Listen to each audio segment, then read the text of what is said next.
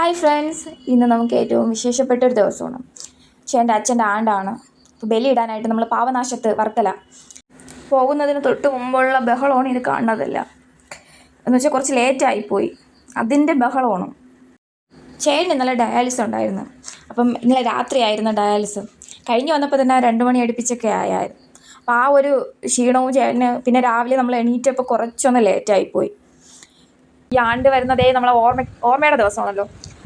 നമുക്ക് പണ്ട് ചേട്ടൻ ഇന്നലെ തൊട്ട് തലേ ദിവസം തൊട്ടേ പണ്ട് അവരെ വീട്ടിലെ കാര്യങ്ങളും അച്ഛനുമായിട്ടുള്ള നിമിഷങ്ങളും അത് ഫുൾ അതായിരുന്നു. അവർക്ക് പണ്ട് കടയുണ്ടായിരുന്നു, ലോട്ടറി കച്ചവടം, അതിനെക്കുറിച്ചൊക്കെ കുറേ കാര്യങ്ങൾ ഇങ്ങനെ പറഞ്ഞാൽ നമ്മൾ പോകുന്ന വണ്ടിയിൽ ഇരുന്നപ്പോഴും ചേച്ചിയും ചേട്ടനും അതാണ് പറഞ്ഞുകൊണ്ടിരുന്നത്. ആ സമയത്താണ് നമ്മളൊരു ഇവിടെ ഫ്ലോട്ടിൻ്റെ ഉണ്ടല്ലോ അമ്പലത്തിലുള്ള അത് ഈ ഫ്ലോട്ട് ഇതിൻ്റെയൊക്കെ കഴിഞ്ഞിട്ട് തിരിച്ചു കൊണ്ടുപോകുന്നതായിരിക്കാം.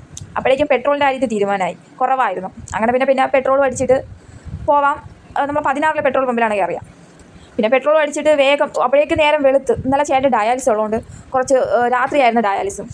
1 മണി 2 മണി അടുപ്പിച്ചൊക്കെ ആയപ്പോഴാണ് നമ്മൾ വന്നത്. പിന്നെ രാവിലെ ആയപ്പോൾ ഒത്തിരി താമസിച്ചു പോയി, അല്ലെങ്കിൽ നേരത്തെ പോകുന്നതായിരുന്നു. അപ്പോൾ ഇന്നിപ്പോൾ ഇറങ്ങിയപ്പോൾ നല്ല താമസിച്ചു പോയി.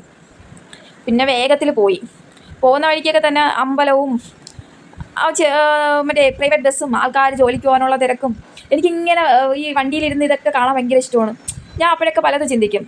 നമ്മൾ ഓരോരുത്തർക്കും മനസ്സിൽ ഓരോ ചിന്തകളായിട്ടായിരിക്കും പോകുന്നത്. നമ്മളിപ്പോൾ അച്ഛൻ്റെ ആണ്ട് ബലിയിടാനും അപ്പോൾ നമ്മളെ മനസ്സിലതായിരിക്കും. ചില സ്ഥലത്ത് മരണം നടക്കണുണ്ട്, ചില സ്ഥലത്ത് ജനനം. നമുക്ക് ഓരോരുത്തർക്കും ഓരോ സിറ്റുവേഷൻ ഈ ഭൂമിയിൽ. ഇപ്പോൾ ഓരോരുത്തർ ഓരോ ആവശ്യമായിട്ട് ഓടുന്നതും. ഈ ബലിയിടാൻ പോയപ്പോൾ തന്നെ അവിടെ നിറയെ ആൾക്കാർ. അന്ന് ആ ഒരു ദിവസം ആണ്ട് വരുന്ന ഒരുപാട് ആൾക്കാർ. ഇപ്പോൾ ചേച്ചിയും ചേട്ടനും ആകെ വിഷമിച്ചായിരുന്നു നിന്നത്.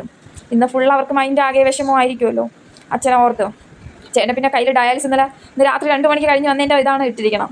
പിന്നെ അതിനിടയ്ക്ക് തോർത്ത് വിൽക്കുന്ന ആൾക്കാരും ഓരോ ഉപജീവന മാർഗ്ഗങ്ങൾ.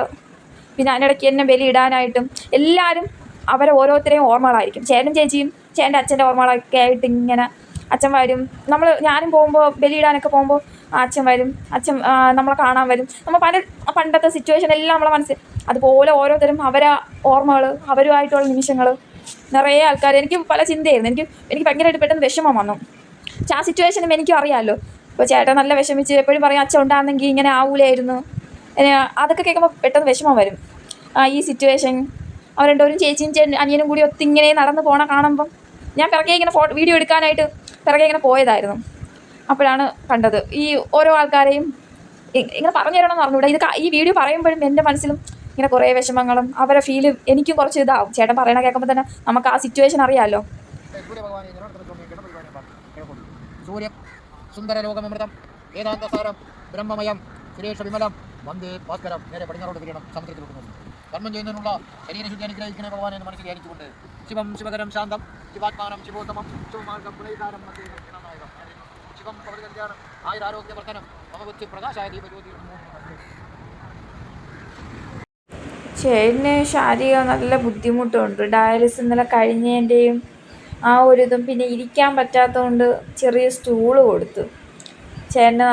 പിന്നെ ആ ഒരു വിഷമവും എല്ലാം കൂടി മുഖത്ത് നല്ലോണം അറിയാം. പിന്നെ വയ്യായികയിലേതും ഉണ്ട്.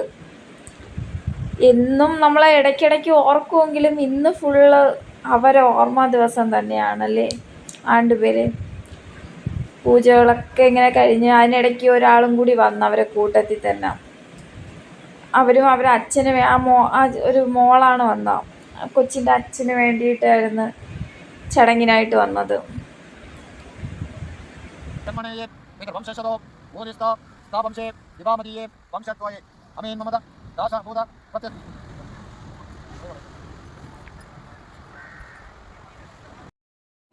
ബലി ഇട്ടിട്ട് നമ്മൾ പറഞ്ഞ വഴിക്ക് തന്നെ ഒരു ജനാർദ്ദന സ്വാമി ക്ഷേത്രമുണ്ട്.